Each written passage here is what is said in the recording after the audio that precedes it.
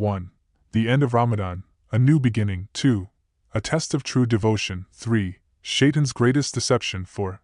The power of small but consistent actions. 5. The tree of Iman nurturing our faith. 6. Ramadan as a launchpad for transformation. 7. The marathon of faith. 8. Holding on to the Ramadan feeling. 9.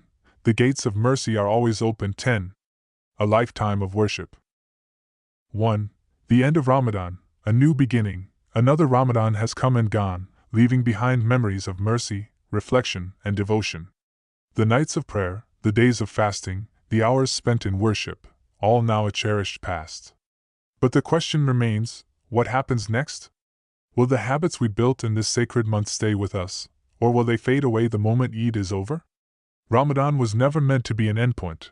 It was always intended to be the starting point of a lifelong journey of faith.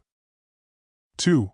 A test of true devotion. For 30 days we disciplined our souls, guarded our tongues, purified our hearts, and tasted the sweetness of nearness to Allah. But if we abandon all of this now, what was it for? True devotion is tested not in Ramadan but in the days that follow. The real challenge is maintaining our faith when the structured environment of Ramadan is gone. Will we remain steadfast, or will we let the distractions of daily life consume us? 3.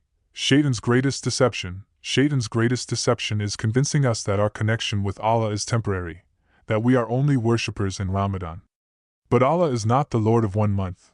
He is the Lord of all time, of every breath we take. Our beloved Prophet Muhammad, peace be upon him, said, "The most beloved deeds to Allah are those done consistently, even if they are small." Ramadan trained us to resist temptation, to focus on the divine. Why would we let go of these lessons now? 4. The power of small but consistent actions. Consistency is the key. We may not sustain the same level of devotion as in Ramadan, but we must hold on to something. A single page of the Quran each day, a few extra moments in sujud, fasting on Mondays and Thursdays, or a sincere dhikr whispered from the heart. Each small act keeps our faith alive. It's not about perfection, it's about persistence. 5. The tree of Iman nurturing our faith. Imagine a man who plants a seed in Ramadan, watering it, nurturing it, watching it grow. But after Eid, he abandons it. The soil dries, the roots weaken, and the plant withers. This is what happens to our faith when we neglect it. Allah warns us in the Quran, "Do not be like the woman who untwists her spun thread after it was strong."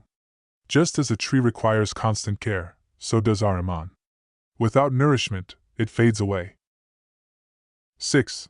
Ramadan as a launchpad for transformation. Ramadan was never meant to be the peak of our worship. It was meant to be the launchpad of our transformation. Look at the companions of the Prophet, peace be upon him. They did not worship Allah for just 1 month. Rather, Ramadan recharged them for the year ahead. Their connection with Allah was not seasonal but constant. They understood that true faith is not about intensity for a short time but consistency over a lifetime. 7. The marathon of faith. Imagine this, a person who trains every day for a marathon, who eats well, exercises, and builds stamina. But after the race, they stop running altogether, allowing their progress to fade away. Would that make sense? No. Faith is the same, it requires continuous effort. Ramadan was our spiritual training. Now is the time to keep running, even if at a slower pace, so we do not lose what we work so hard to build. 8.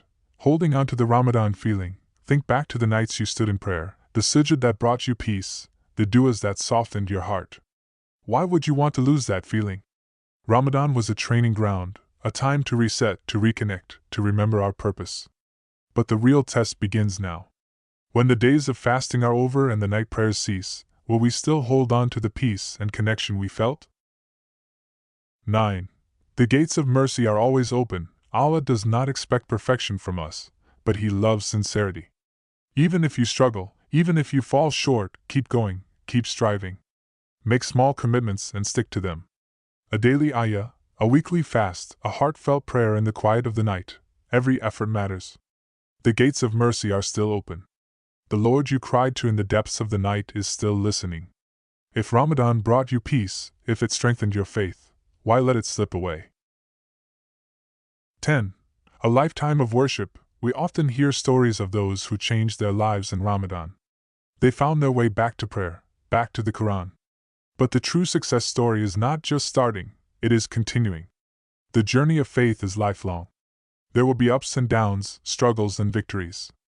But what matters is that you keep moving forward. Hold on, even if it's small. Ask Allah to keep your heart firm, to make your worship sincere, and to grant you consistency until your last breath. May Allah keep us steadfast, accept our efforts, and bless us with a faith that lasts far beyond Ramadan. May He make our hearts firm in worship and grant us the strength to carry the light of Ramadan throughout the rest of our lives. Ameen.